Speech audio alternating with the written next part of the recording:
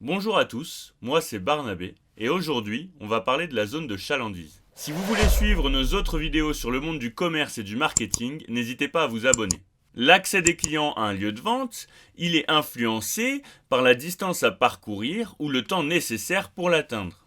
Connaître la zone de chalandise d'un établissement, ça consiste à étudier le nombre de clients potentiels situés à proximité et le temps qu'ils mettront pour l'atteindre. Et donc étudier votre zone de chalandise, ça fait partie des facteurs clés du succès de votre projet. Dans cette vidéo, on va expliquer ce qu'est une zone de chalandise, comment la réaliser et comment l'utiliser pour réussir votre développement commercial. Finalement, la zone de chalandise, elle représente la zone géographique à partir de laquelle vous allez attirer votre clientèle. C'est votre zone d'influence et c'est la région dans laquelle vous allez concentrer vos efforts marketing. Pour installer un commerce, et comme pour un investissement locatif, il est primordial de privilégier l'emplacement, à savoir le secteur dans lequel évoluent vos clients habituellement.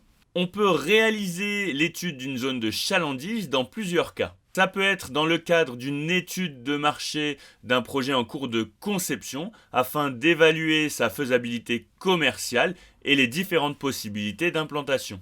Grâce aux éléments d'analyse, les porteurs de projet pourront étudier le potentiel des emplacements possibles, calculer le chiffre d'affaires prévisionnel et évaluer la rentabilité de chaque emplacement au regard du coût d'investissement ou de sa charge locative. Mais on peut tout aussi bien utiliser l'analyse d'une zone de chalandise pour améliorer le rendement d'un point de vente déjà existant. Ça permet d'identifier où se trouvent les clients potentiels, qui ils sont et combien ils sont pour pouvoir comparer le potentiel d'activité au chiffre d'affaires réellement réalisé.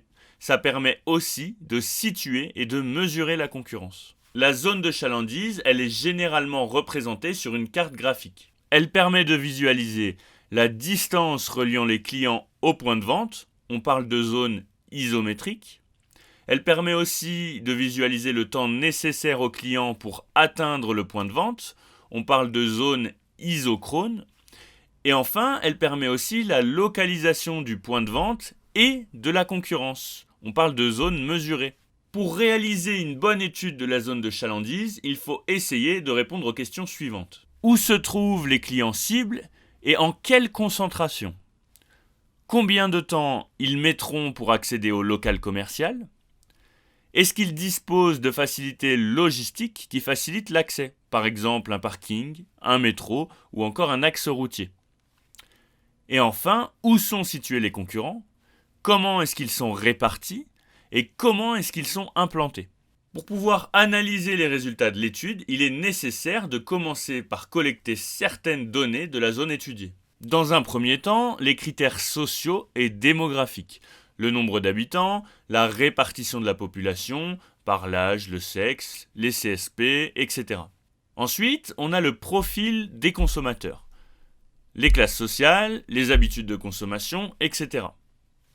Dans un troisième temps, l'activité commerciale de la zone. Quelles sont les entreprises déjà implantées, leur secteur d'activité et leur taille.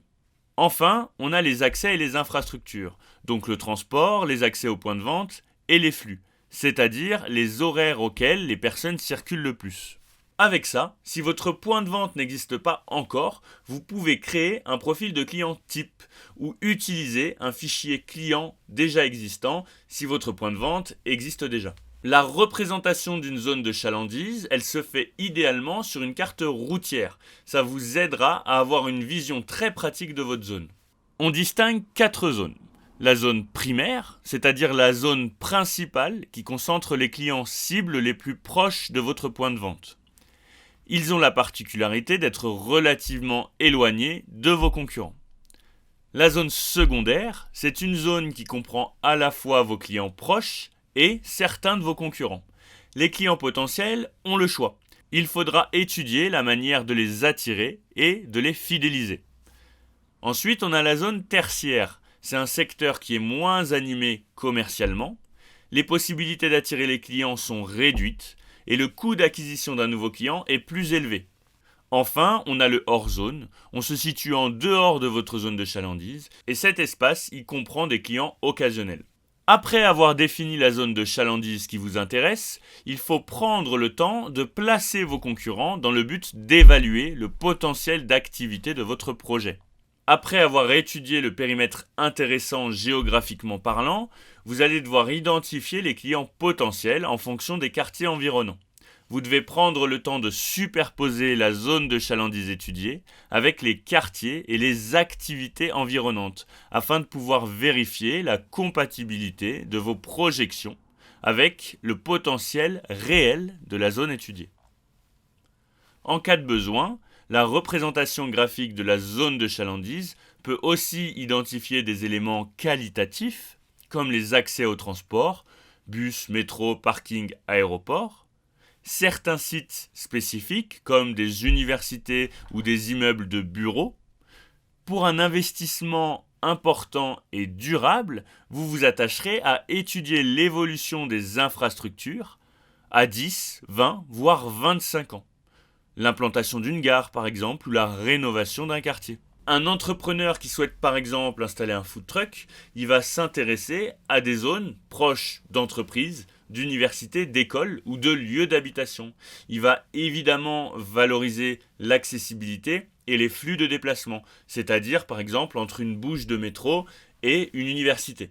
Il pourra, le midi, créer un menu qui soit adapté aux pauses professionnelles ou aux pauses déjeuner, et le soir, un menu qui soit adapté aux repas familiaux, par exemple. Le potentiel de chiffre d'affaires du point de vente, il se calculera en multipliant le nombre de clients potentiels obtenus par un montant de vente estimé, ou un panier de vente, par exemple. Le montant de vente estimé, il va s'évaluer en fonction de la nature de l'activité de l'entreprise, la nature des achats, les récurrences, la saisonnalité, etc. Ces informations, elles doivent être adaptées en fonction de l'activité de l'entreprise. Un client acceptera de faire un déplacement plus important pour acheter un bien durable, par exemple une télé, un vêtement ou un lave-linge, que pour un achat de consommation courante comme une baguette de pain, de la coiffure ou une pharmacie par exemple. Voilà, c'est tout pour cette vidéo. J'espère qu'elle vous aura plu et qu'elle vous aura été utile. Si jamais vous avez des questions, vous pouvez le faire dans les commentaires. Et n'hésitez pas à vous abonner pour plus de vidéos de ce genre.